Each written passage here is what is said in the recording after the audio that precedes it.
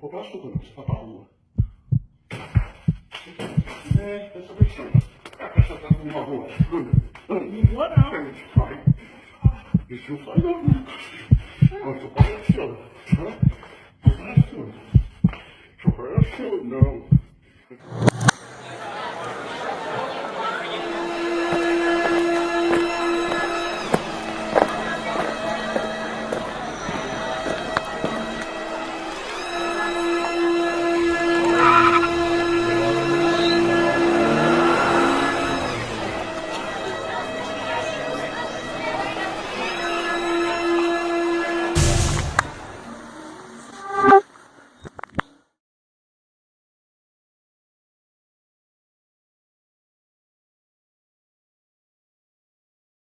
Irmã, eu sei que você é uma das pessoas que sente falta de nosso pai.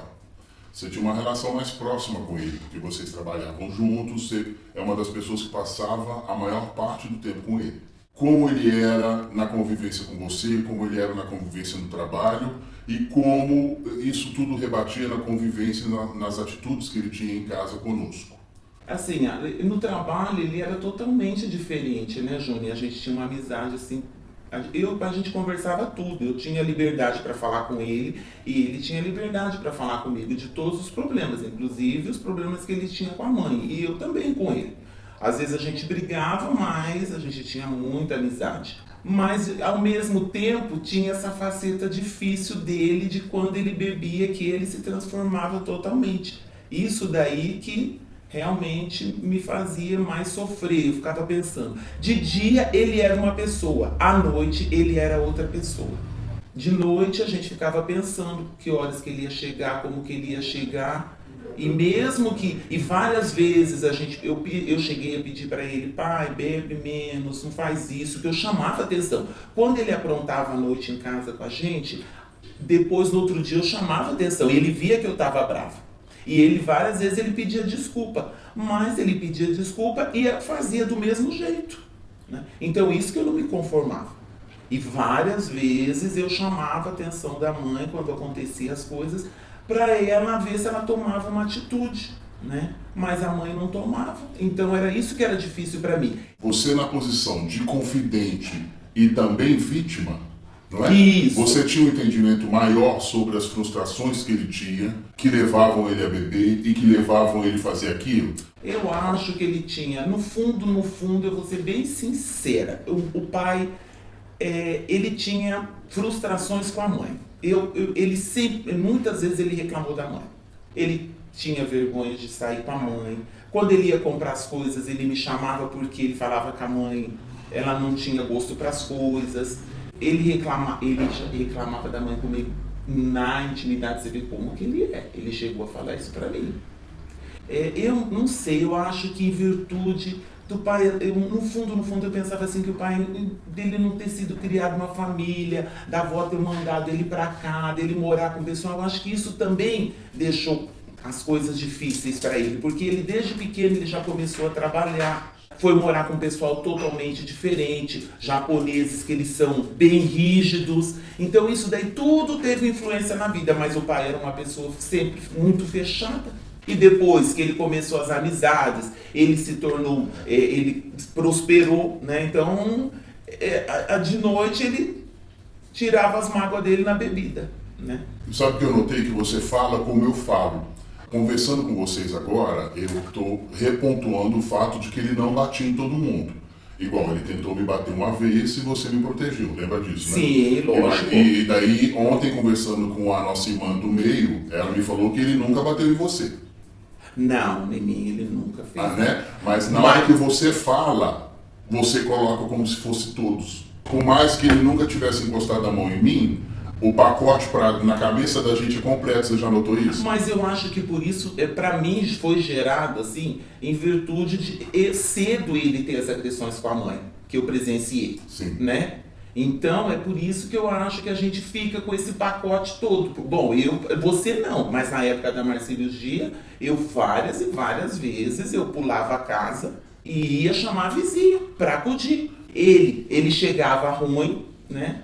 Você vê, eu era pequena, mas a gente tinha tanta aquela coisa na cabeça, o medo, que ele entrava na casa, ele abria, do jeito que ele abria a porta, ele pisava, eu sabia que ele Você estava sabia? bêbado. Eu tinha isso quando eu olhava na janela, na veneziana do meu quarto, e ele abriu o portão. Da Eu outra sabia casa. pelo barulho do portão a ali gente da casa, ficava. como é que E ele eu estava. sabia, e você viu, eu era pequeno lá, nós éramos pequenos, nós três, né? Então eu ficava esperando. Depois que ele tomava banho, que ele, qualquer coisinha fora do eixo pra ele era sinal dele brigar com a mãe. Aí ele trancava a porta do quarto, né? Eu escutava ela falar, para, eu via que ele tava batendo nela. Aí eu pulava a janela e ia chamar a Dona Sofia.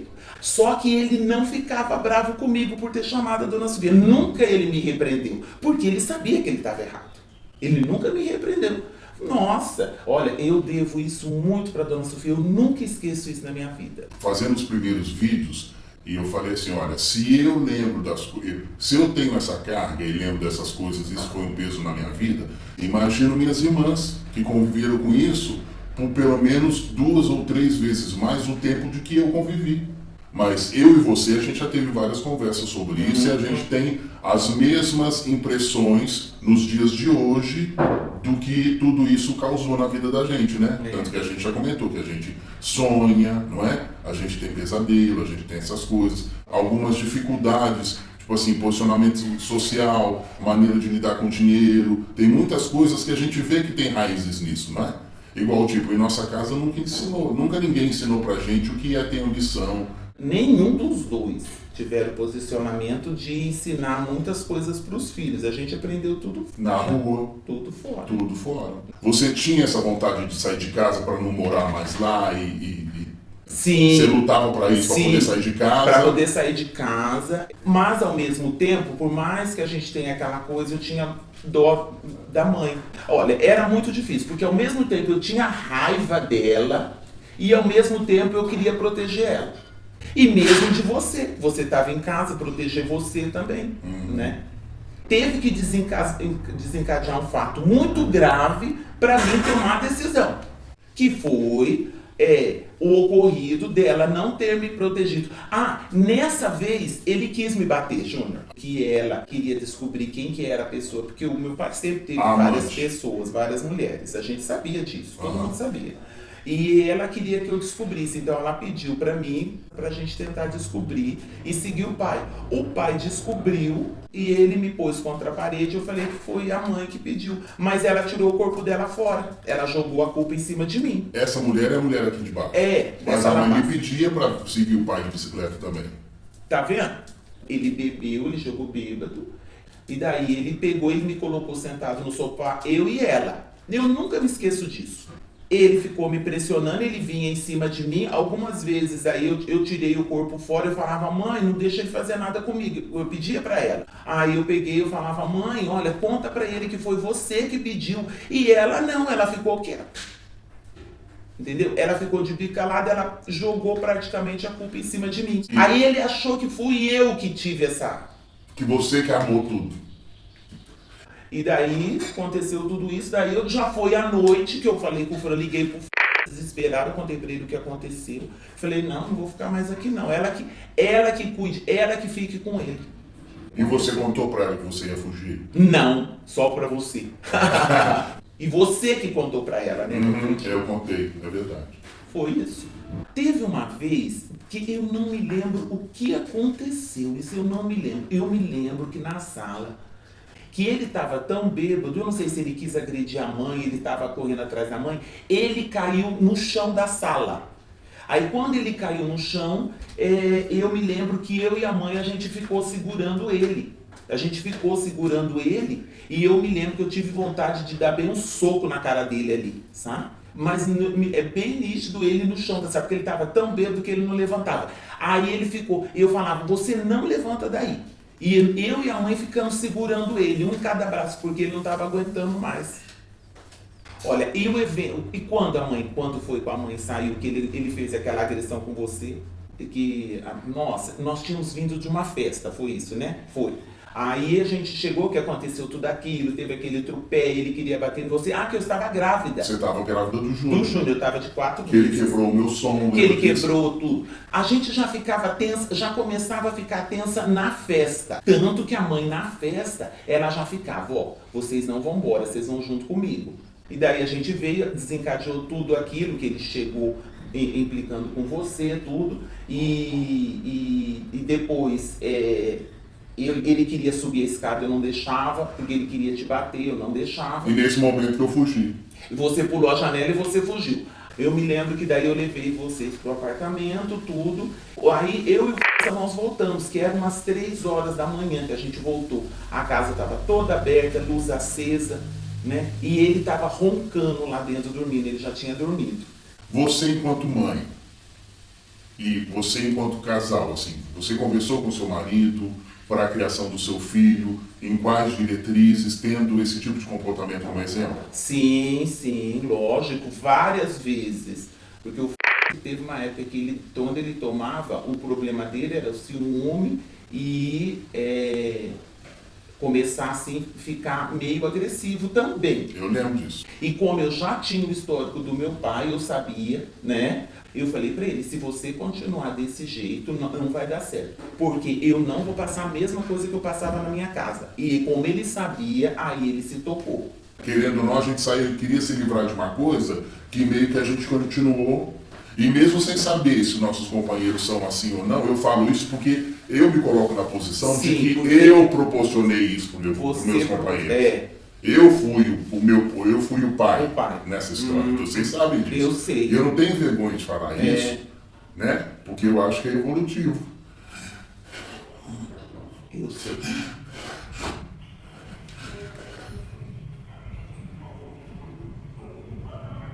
Mas assim,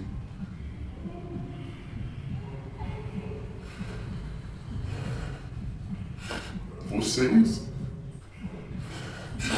têm uma posição de vítima, sofrem uma coisa, né? Você só... Eu proporcionei isso. Pra mim é horrível. Mas depois você viu, né, Júnior? Você conseguiu sair, né? Mas é horrível. Eu não me perdoo por isso nunca. Eu acho assim, pior do que eu ter sofrido isso em casa, presenciado tudo isso, é eu ter proporcionado isso. Isso eu me você bebia também. Um lixo, também. Mas pra mim é imperdoável, assim. É muito difícil. Era muito difícil. É muito difícil, não é fácil não. Mas assim, tornemos isso construtivo, né? Que é isso que eu tô tentando fazer. Não é todo mundo que tem coragem de expor a família desse jeito. E é assim, muitas escondem, porque eu já tive conversa com outras pessoas amigas, assim que você achava, nossa, é uma família, é um exemplo. Aí depois, quando você conversa, você começa a tirar aqui, começa a tirar ali, você começa a ver todas as portas fechadas, o que acontece. Então todo mundo esconde, acaba escondendo. Eu tô mostrando esse vídeo para algumas pessoas e eu, mesmo sem conversar com elas, eu sinto que elas sentem repulsa sobre o assunto. Tipo assim, nossa, né? Pra quem que você vai mostrar esse tipo de coisa? Mas, gente, não é uma coisa que tem que falar, né? Não tem que ser discutido. Se afeta tanta gente de forma velada, por que a gente tem que deixar essas pessoas sofrendo dessa maneira, não é verdade? Na época do pai, todo mundo sabia que o pai era agressivo, né? Todos sabiam, mas na convivência ali, todo mundo sabia. Eu comentei, eu não tenho raiva do pai, né? Eu sei que ele é meu pai. E eu também não. Eu não tenho raiva do pai. Mas assim, eu não tenho orgulho de ter passado por isso, né? Para mim é um pesar muito grande ter vivido isso. Eu gostaria de ter tido uma infância e uma adolescência diferentes. Mas a gente não teve. Para a vida, isso é uma coisa, é um buraco, entendeu? Que eu vou morrer com esse buraco. Você tem essa impressão? Não. Sim. Quando o pai ficou ruim, eu vinha, a gente se encontrava, eu sei que eu tinha essa coisa de ter que vir aqui para encontrar com ele, esse tipo de coisa, mas eu nunca tive assim um amor de pai para ele, isso eu nunca tive. Não. Tinha o vínculo genético, agora não tinha ligação emocional de que ele era meu pai. Com ele sim, por mais que ele fazia isso daí, eu sempre senti muito, quando ele morreu eu senti muito. E com a mãe você não tem? E com a mãe eu não tenho.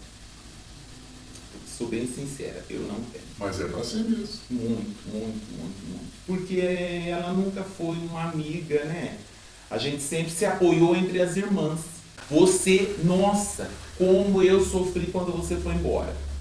Te juro, Júnior, eu nunca me esqueço. Eu fiquei com, assim, no fundo, e eu também tenho mágoa da mãe disso. É muita. Eu cuido dela hoje, tudo, sabe? Mas eu tenho, olha, eu nunca me esqueço como eu fiquei triste. Nós levamos você lá na rodoviária e você foi embora. Sabe? Eu fiquei muito triste porque eu não queria que você fosse embora. E eu culpava ela. Eu culpava ela porque ela não tinha defesa com você. Ela não te defendia. Porque eu sei que era difícil para ela te aceitar tudo. Mas, gente, Eu queria ir embora. Eu não queria ficar ali. Porque quando vocês casaram, foi cada um cuidar da sua vida, ficou eu, o pai, a mãe e o nosso irmão mais novo dentro de casa. E daí quem sentia mais as coisas era eu. Principalmente por aquele fato Sim. de eu ter presenciado as coisas no quarto. Que eu já te contei isso. E isso pra mim foi um baque muito grande na minha cabeça. Porque eu vi o pai estrangulando minha mãe, eu vi o pai tentando transar com ela à força, isso na minha frente ou do lado dela na cama. Isso não é coisa pra uma criança de no máximo 10, 12 anos ver. E você sabe o que ele me falou quando eu fui no ônibus? Eu fui dar tchau pra ele e falou assim, eu não dou um mês pra você estar de volta. Ah, sim. Você lembra disso? Eu lembro, isso eu lembro. Ele falou mesmo. Falou. Ele não deu tchau, não deu, ele falou assim, não dou um mês pra você estar aqui. Desse jeito. Eu falei, eu nunca mais vou voltar. Ué, mas então tá. Então tá. Acho que já falamos tudo, né? Eu acho que deu. Eu não tenho mais lembrança de nada.